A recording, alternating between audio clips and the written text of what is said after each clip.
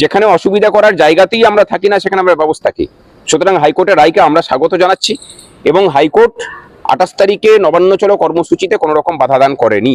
মাননীয় উচ্চ ন্যায়ালয় পরিষ্কারভাবে বলে দিয়েছেন কি কোনো অ্যাসেম্বলি কোনো বেআইনি জমায়েত এটা করা যাবে না, আর যদি কেউ বেআইনি জমায়েত করে তাহলে পুলিশ অ্যাজ পার ল ব্যবস্থা নেবে।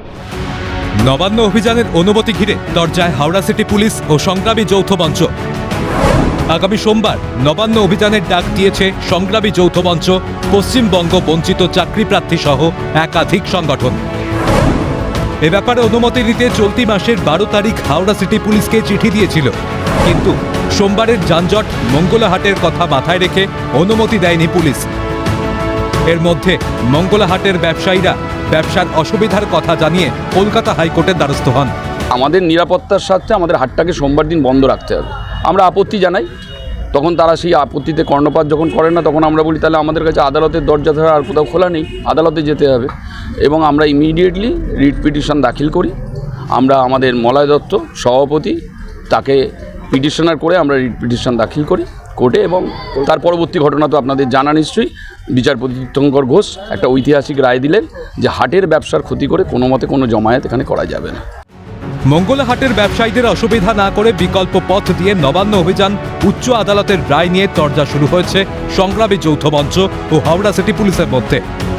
সংগ্রামী যৌথ মঞ্চের আহ্বায়ক ভাস্কর ঘোষের দাবি, আদালতের নির্দেশ মেনে নির্ধারিত দিনেই হবে নবান্ন অভিযান। আন্দোলনের রুটম্যাপ নিয়ে হাইকোর্টকে ভুল বুঝিয়েছে সরকার।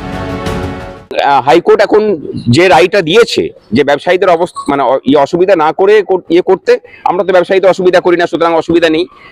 ব্যবসায়ীদের অসুবিধা হলে পরে তখন ব্যবস্থা নিতে বলেছে। যেখানে অসুবিধা করার জায়গাতেই আমরা থাকি না সেখানে আমরা ব্যবস্থা কি। সুতরাং হাইকোর্টের রায়কে আমরা স্বাগত জানাচ্ছি এবং হাইকোর্ট 28 তারিখে নবান্ন চলো কর্মসূচিতে কোনো রকম বাধা দান করেনি। কিন্তু হাইকোর্টের সামনে যে মিথ্যা তথ্য পরিবেশন করেছে, আমাদের 28 তারিখে কর্মসূচি হওয়ার পরে আমরা এটাকে নিয়ে হাইকোর্টের দৃষ্টি আকর্ষণ করবো এবং যা ব্যবস্থা নেওয়ার সেটা হবে। পুলিশের অবশ্য দাবি, নবান্ন অভিযানে কোনো অনুমতি দেয়নি পুলিশ, জবায়েত হলে আইনি ব্যবস্থা নেওয়া হবে। আমি আবার রিপিট করছি, সংগ্রামী যৌথ মঞ্চ আর পশ্চিমবঙ্গ বঞ্চিত চাকরিহারা চাকরিজীবী চাকরি প্রার্থী ঐক্য সংগঠন যারা এই প্রোগ্রাম নিতে চলেছিলেন তাদের প্রোগ্রামকে কোনো পারমিশন হাওড়া সিটি পুলিশের পক্ষ থেকে দেওয়া হয়নি। মাননীয় উচ্চ ন্যায়ালয় পরিষ্কারভাবে বলে দিয়েছেন কি কোনো অ্যাসেম্বলি কোনো বেআইনি জমায়েত এটা করা যাবে না, আর যদি কেউ বেআইনি জমায়েত করে তাহলে পুলিশ অ্যাজ পার ল ব্যবস্থা নেবে। এদিকে নবান্ন অভিযান ঘিরে প্রস্তুতি শুরু করেছে হাওড়া সিটি পুলিশ।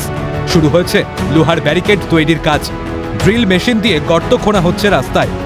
ফলে দরজা চললেও সংগ্রামী যৌথ মঞ্চের নবান্ন অভিযানকে হালকাভাবে দেখতে নারাজ হাওড়া সিটি পুলিশ। দেবকুমার দেও ও রাজেশ খানের রিপোর্ট, ক্যালকাটা নিউজ।